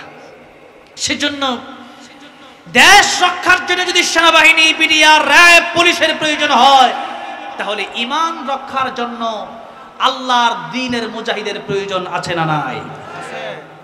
এই জন্য আনতির আজাদ রহমতুল্লাহ বলেছিলেন, কি বলেছিলেন? বিপ্লব মানে জীবন দেওয়া, বসে থাকা নয়, সে কোনো দিন আসবে না রে করো যদি ভয়। ঠিক না? বিপ্লব মানে জীবন দেওয়া, বসে থাকা নয়, সে কোনো দিন আসবে না রে করো যদি ভয়। আসবে বিজয় রক্ত আর জীবনের বিনিময়, আসবে বিজয় রক্ত আর জীবনের বিনিময়। বিপ্লব মানে জীবন দেওয়া, বসে থাকা নয়, সে কোনো দিন আসবে না রে করো যদি ভয়। ঠিক না? লড়াইয়ের ওই ময়দানে যেতে তোমাকে হবে, প্রয়োজনে সব রক্তটুকু জমিনে ঠেলে দেবে। তবু তোমায় লড়তেই হবে, মানিবে না পরাজয়। তবু তোমায় লড়তেই হবে, মানিবে না পরাজয়। বিপ্লব মানে জীবন দেওয়া, বসে থাকা নয়, সে কোনো দিন আসবে না রে করো যদি ভয়। ঠিক না? সেজন্য যেমন কি বুঝে রেখে আল্লাহর দ্বীনের জন্য কোরবানি যদি মানুষ করতে চায়, এই জীবন হলো সফল জীবন। জান্নাতে যাওয়ার সবচেয়ে সহজ, সবচেয়ে উত্তম, সবচেয়ে সুন্দর রাস্তা হলো আল্লাহর রাস্তায় জীবন দেওয়া। আল্লাহর রাস্তায় জীবন দেওয়া আমরা বুঝি না, আমরা মনে করি এটা অনেক কষ্ট। কিন্তু নবী বলেন, পিপিলিকে কামড় দিলে যত কষ্ট হয় এর চেয়ে বেশি কিছু না। আল্লাহ হালকা পিটা দেন। আর ফেরেশতারা আয়েশা বলেন, আল্লাহ আপনাকে সালাম জানাইছে। তো জোরে কোন সুবহানাল্লাহ। এটা শুধু শহীদদের ব্যাপারে না, আল্লাহর প্রিয় বান্দা যারা তাদের জান কবজের সময় আল্লাহর প্রিয় বান্দাদেরকে ফেরেশতা এসে কানে কানে বলে আল্লাহ আপনার সালাম জানাইছে। তো জোরে কোন সুবহানাল্লাহ। ওই সময় মুমিন বান্দা তার জানটা বের করতে যদিও কষ্ট হয়, কিন্তু আল্লাহর সালাম পাওয়ার সাথে সাথে ওই ব্যক্তি মৃত্যুর যন্ত্রণা ভুলে যায়। আল্লাহু আকবার। আল্লাহর সালাম এটা কি চারটিখানি কথা নাকি? ডক্টর ইউনূস যদি আপনার সালাম জানায় আপনি তো খুশি দেয়, এই রে বাবা রে প্রধানমন্ত্রী সালাম জানাইছে।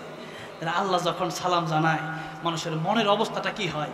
আর যারা আসলেই আল্লাহর প্রেমিক, যারা আসলে আল্লাহর পাগল, তারা তো আসলে আল্লাহকে জীবনের চেয়ে বেশি ভালোবাসে।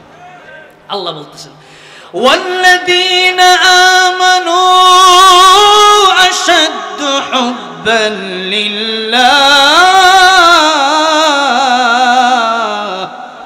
পৃথিবীতে যারা আসলে ঈমানদার, যারা আসলে আমি আল্লাহকে ভালোবাসে, তারা জীবনের চাইতে বেশি আমি আল্লাহরে ভালোবাসে। জোরে জোরে বলেন সুবহানাল্লাহ। আর যারা আল্লাহরে ভালোবাসে তারা শহীদ হতে জানে, জীবন দিতে জানে, যুগের পর যুগ কারাগার ভোগ করতে জানে। আল্লাহকে যারা ভালোবাসতে জানে তাদের জীবন যেহেতু আল্লাহর জন্যে, মরণ যেহেতু আল্লাহর জন্যে, তারা জানে এই জীবন জীবন নয়, আরো জীবন আছে। এই জীবন নিয়ে যাবে সে জীবনের কাছে, ওইটা হলো আখিরাতের জীবন।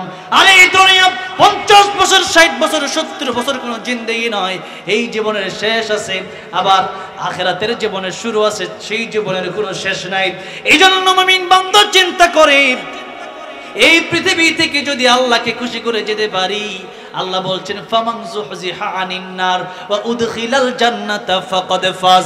জাহান্নাম থেকে বেঁচে আমি আল্লাহকে ভালোবেসে যে ব্যক্তি জান্নাতে আসতে পারলো, আমি আল্লাহ রাব্বুল আমিন তাকেই সফল কাম ঘোষণা করলাম।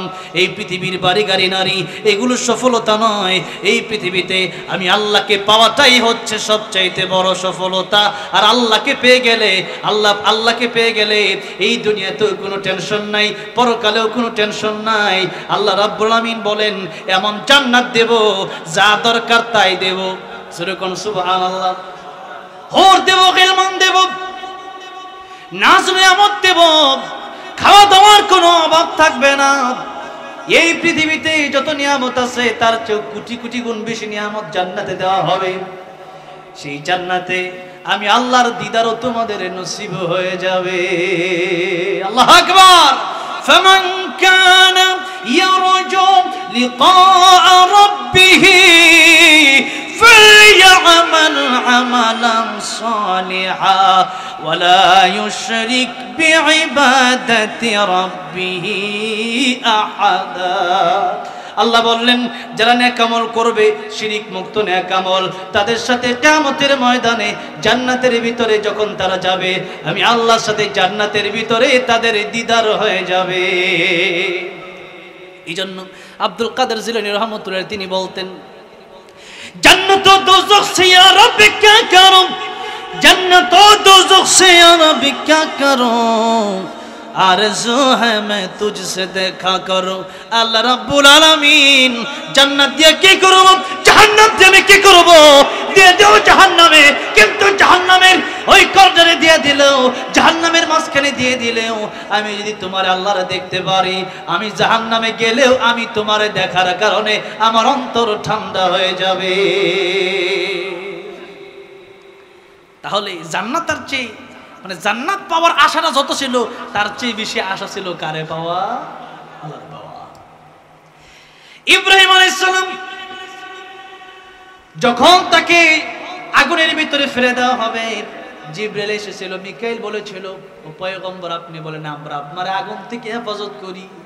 পয়গম্বর ইব্রাহিম বলেছিলেন আপনারা কেন হেফাজত করবেন, আমার আল্লাহ কি আমার দেখে না? আর আল্লাহ যদি দেখে থাকেন আগুনের ভিতরে যদি আমাকে পড়তে হয়, আমার আল্লাহ যদি তাতে খুশি হয়, আমি ইব্রাহিম একবার কেন দুইবার কেন 1000 বার আমি ইব্রাহিম আগুনের ভিতরে জ্বলতে রাজি আছি।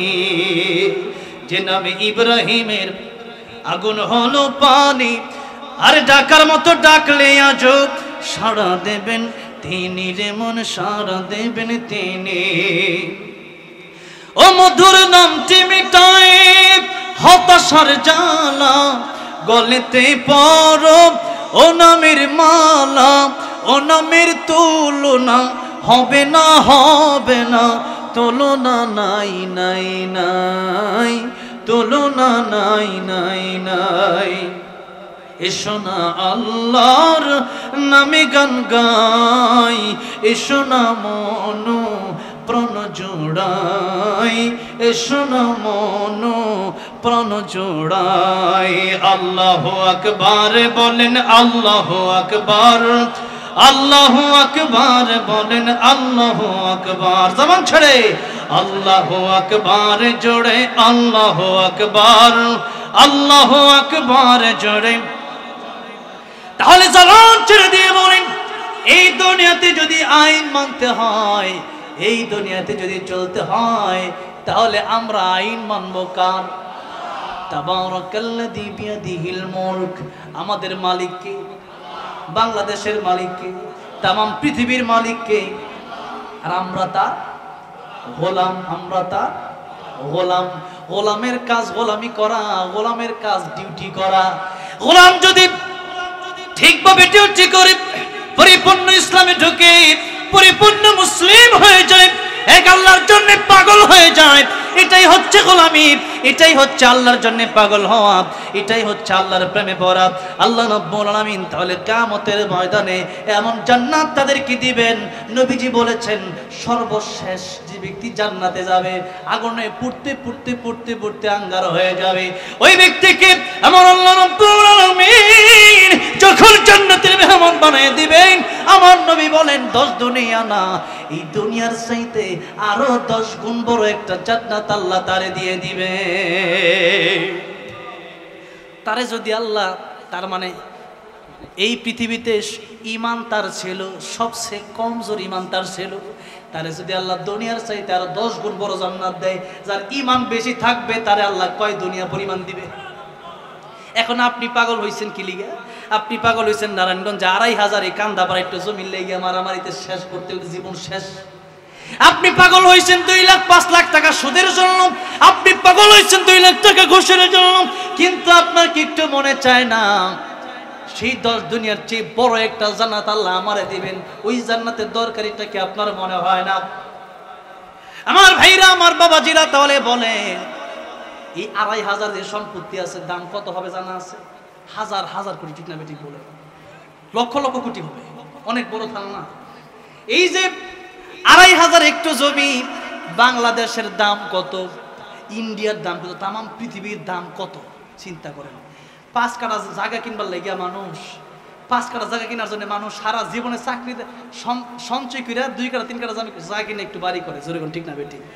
আর আল্লাহ এই দুনিয়ার চেয়ে আর 10 গুণ, অনেকেই বলে 10 দুনিয়ার সমান। হাদিসের ভাষাটা এমন যে এই দুনিয়ার মতো আরো 10 গুণ বড়, আরো 10 গুণ বড়, জোরে কোন সুবহানাল্লাহ। তাইলে বলেন এই দুনিয়ার জন্য মানুষ সারা জীবন মানুষ কষ্ট করে যদি 5 কাঠা জায়গা কিনে একটা ছোট বাড়ি করে থাকে, এরপরে হায়াতি শেষ, তাহলে যেই জান্নাতটা এই দুনিয়ার চেয়ে 10 গুণ বড় হবে, এরপরে মনে চাইবো সেটা হইলো সেখানে গাড়ি ঘোড়া সব আছে, গাড়িও আছে, ঘোড়াও আছে, গরু আছে, অনেকে জিগে বিড়ি সিগারেট আছে, বিড়ি সিগারেট তো সেখানে গেলে আর এই রুচি আর থাকতো না।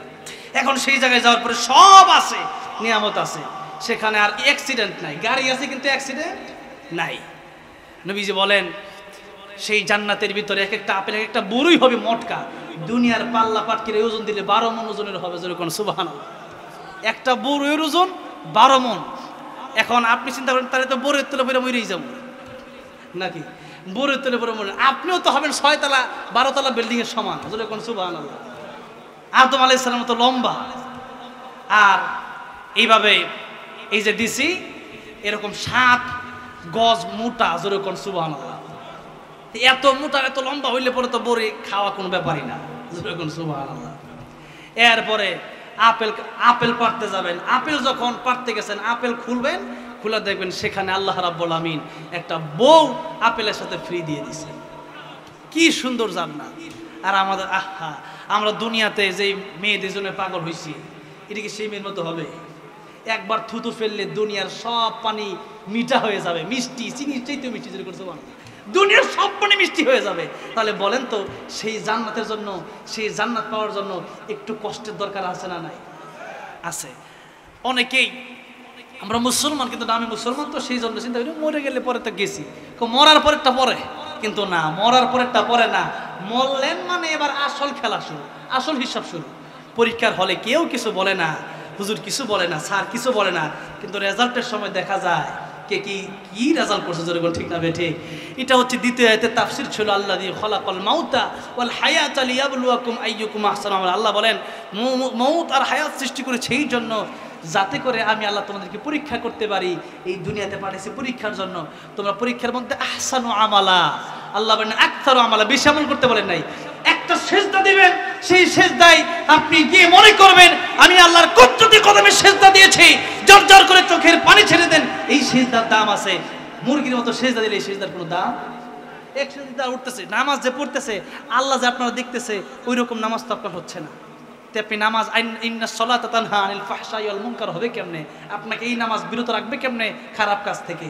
আপনি নামাজ পড়বেন যখন নামাজের সময় চিন্তা করতে হবে আমি আল্লাহরে দেখতেছি, আল্লাহ আমারে দেখতেছে। কমপক্ষে আপনি যদি আল্লাহ না দেখেন, ওই উপর ঈমান যদি না হয়, আপনি তো মনে রাখতে হবে যে আমি না দেখলেও আল্লাহ কিন্তু আমারে দেখতেছেন। এই চিন্তা করে যখন একটা সেজদা দিবেন, লম্বা লম্বা সেজদা দিবেন, সেজদা হবে আল্লাহর জন্য, হুজুর সাথে হবে। সেজদায় গেলে গুনার কথা মনে হয় যে আল্লাহ কত গুনাহ করছি, এই চেহারা নিয়ে কত গুনাহ করছি, কত নাজায়েজ জিনিস দেখছি, কত বকাবাজি করছি, এই চেহারা দিয়ে এখন তোমার সামনে সেজদায় পড়ে গেলাম, আল্লাহ তুমি মাফ করে দাও। এইরকম চিন্তা ভাবনা করে এক একটা সেজদা দিবেন, আহসানু আমালা হবে। আল্লাহ বলেন নাই আকতারু আমালা, আল্লাহ বলেছেন আহসানু আমালা। আহসান অনেক সুন্দর, আমি দেখতে চাই কার আমল কার চেয়ে বেশি সুন্দর হয়। এই জন্য আমল কি বেশি করবেন না ভালো আমল করবেন? ভালো আমল। আর আমাদের আমলটা শুধু নামাজ রোজা না, পুরো জীবনটাই আমাদের আমল হবে। হাঁটবেন, জিকির করেন, এটাই আমল। আপনি মানুষের সাথে কথা বলতেছেন, ভালো ভালো কথা বলেন, হাসি মুখে কথা বলেন, এটাই আপনার জন্য ইবাদত। বাথরুমে গেছেন, দোয়া পড়া যান, এটাই আপনার জন্য ইবাদত। বাথরুম থেকে যখন বের হইছেন দোয়া পড়েন, এটাই ইবাদত। মসজিদে ঢুকতেছেন, দোয়া পড়া ঢুকেন, ইবাদত। বের হইছেন, দোয়া পড়া বের হন, এটাই ইবাদত। এই জন্য আল্লাহ বলেন আহসানু আমালা। পৃথিবীতে তোমাদেরকে আমি আল্লাহ পরীক্ষা করার জন্য দিলাম যে তোমরা 2, 4, 5 কাটার লেগে জীবন দাও, এই 2,500-এর মতো একটু জমির জন্য জীবন দাও, নাকি 10 দুনিয়া পরিমাণ, 10 দুনিয়ার চেয়ে বেশি একটা জান্নাত সবচেয়ে কমজোর ইমানদার যার, তার জন্য আমি আল্লাহ রাখছি। আর যার ইমানের পাওয়ার যত বেশি তাদের তত বড় জান্নাত আল্লাহ রাব্বুল আলামিন দিবেন। সুতরাং সেই জান্নাতের জন্য এই 50-60 বছর কে কয় বছর বাঁচবে তার তো জানা নাই। সেই জন্য জান্নাতের জন্য একটু মেহনত, একটু কষ্ট দুনিয়াতে করার দরকার, জুড়ে বলেন আছে না নাই? তাহলে যখনই চলাফেরা করবেন আপনি শুধু মনে রাখতে হবে আপনার যে আমার সামনে কিন্তু আমার সুন্দর জান্নাতটা আছে, আমার সামনে কিন্তু জাহান্নামও আছে। জাহান্নামের আযাব যেমন সহ্য করা যায় না, জান্নাতের সুখ নাজ নেয়ামত কিন্তু তেমন অনেক বেশি। এই জন্য জান্নাতে যাওয়ার জন্য, আল্লাহ পাওয়ার জন্য আল্লাহ রাব্বুল আমিন আল্লাহকে মালিক মেনে, আমাদেরকে আল্লাহর আইন মেনে, আল্লাহর গোলামি আমাদেরকে করার তৌফিক দান করেন, জোরে বলেন আমিন। ওয়া আখিরু দাওয়ানা আলহামদুলিল্লাহি রাব্বিল আলামিন। প্রায় 12:30 বাজে, অনেক সময় আপনারা বসে আছেন, তারপরে আমার অনেক ভাইয়েরা আমাকে, আমার ভাই নাজির হোসেন আনসারি, তাহেরপুরি ভাই অনেক কষ্ট করে অনেক যোগাযোগ করছেন এই দাওয়াতটা দেওয়ার জন্য। এখন গজল তো বলতেই হয়, আলহামদুলিল্লাহ। আপনারা যেহেতু এতক্ষণ পরিমাণ এত সময় আপনারা ধৈর্য ধরে বসছেন, গরমের সময় মানুষ বসতে চায় না, আসলে শীতের সময় একটু মানে একসাথে হয়ে একটু মিলামিশা বসে, গরমের সময় গরমই বসতে চায় না। যে একটা শুনবেন আপনারা, বলেন কোনটা বলবো, বলেন আল্লাহু আকবার, বলেন আল্লাহু আকবার। আল্লামা সাইদী রহমতুল্লাহকে আমরা দলমত নির্বিশেষে ভালোবাসি এই জন্য যে তিনি কোরআনের হক কথাগুলো বলতে গিয়া তিনি 13টা বছর কারাগারে তিনি কাটিয়েছেন, জোরে বলেন ঠিক না ঠিক? তিনি একজন এমপি ছিলেন, ওনার বাড়িটা আমি গিয়ে দেখে আসছি। একজন এমপির এমন বাড়ি হয় এটা কল্পনা করা যায় না।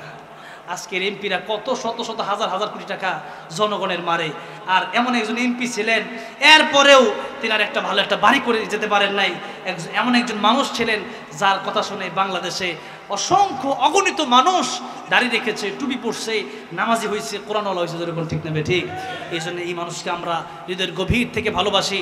আল্লামা সাইদী রহমতুল্লাহ আলাইহি বাতিলের কাছে মাথা নত করে নাই, এই জন্য ওনাকে আমরা বেশি ভালোবাসি।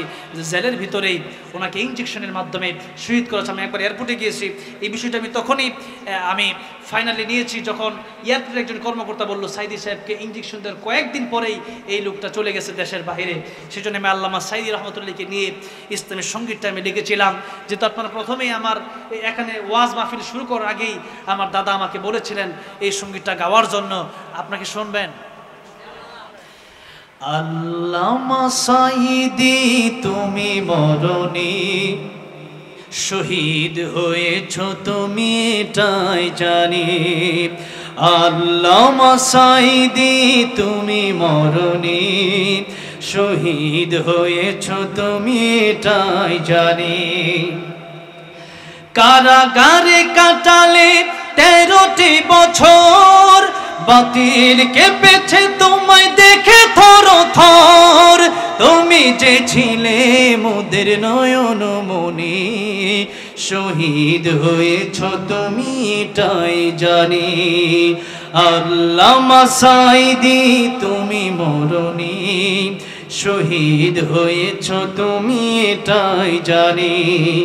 শহীদ হয়েছ তুমি এটাই জানি।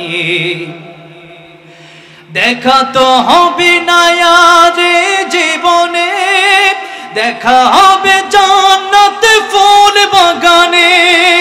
দেখা তো হবে না আর জীবনে, দেখা হবে জান্নাত ফুল বাগানে। এ আশা কবুল করো আল্লাহ তুমি, শহীদ হয়েছ তুমি এটাই জানি। আল্লামা সাইদি তুমি মরণী, শহীদ হয়েছ তুমি এটাই জানি। শহীদ হয়েছ তুমি এটাই জানি। আল্লামা সাইদিকে আল্লাহ রাব্বুল আলামিন জান্নাতের উচ্চ মাকাম দান করেন, বলেন আমিন।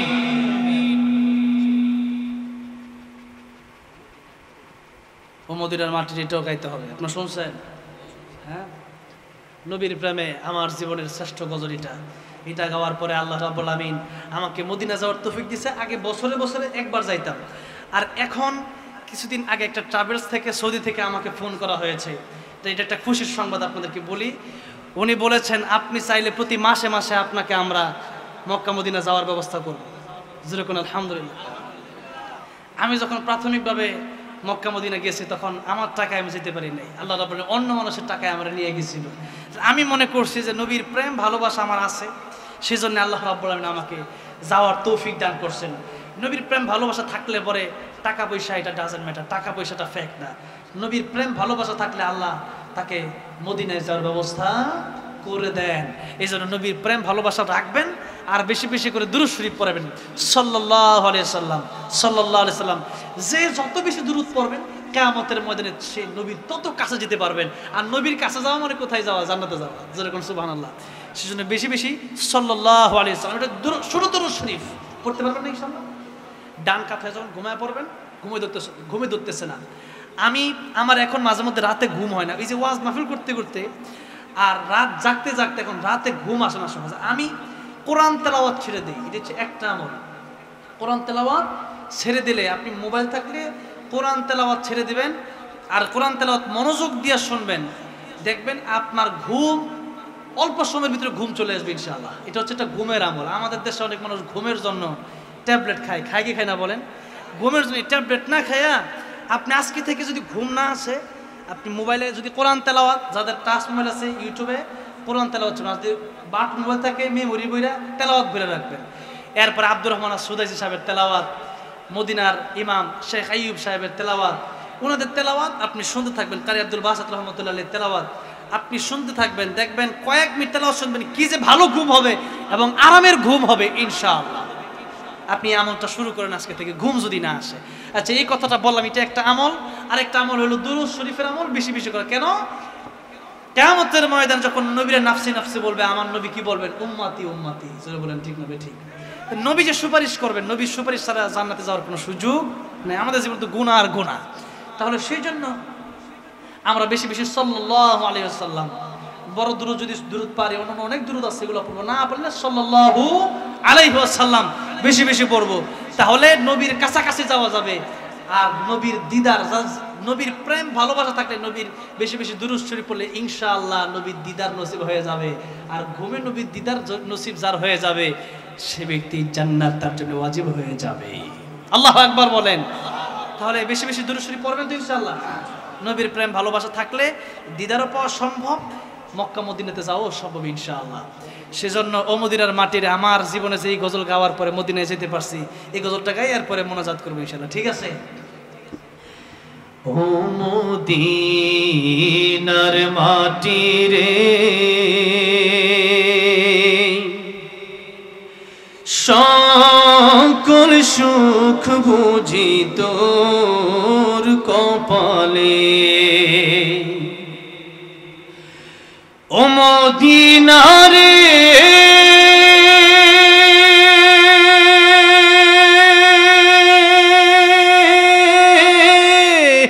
তোর বুকে আমার নবী, যার লাগি পাগল সবই, যার তরে হইল সৃষ্টি ত্রিভুবন। কাঁদি আমি সারাক্ষণে, কখন যাব সেখানে, সহে না আর পরাণে। ও মদিনার মাটি রে, সকল সুখ বুঝি তোর কপালে। ও মদিনা রে,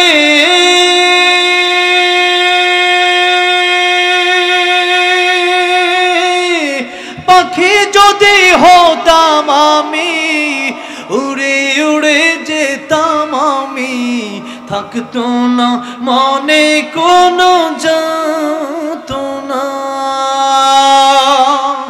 দেহে নাই পাখায় আমার, সাথে নাই টাকায় আমার, কেমনে কেমনে যাব সেখানে। ও মদিনার মাটি রে, সকল সুখ বুঝে তোর কপালে। ও মদিনার মাটি রে, সকল সুখ বুঝে তোর কপালে। আল্লাহ সবাইকে বারবার মক্কা মদিনা যাওয়ার তৌফিক দান করেন, জোরে বলেন আমিন। নবীর দিদার নসিব করেন, জোরে বলেন আমিন। বেশি বেশি আমাদেরকে দুরূদের আমল আল্লাহ করার তৌফিক দান করেন এবং নবীর সাথে আমাদেরকে জান্নাতে যাওয়ার তৌফিক দান করেন, আমিন।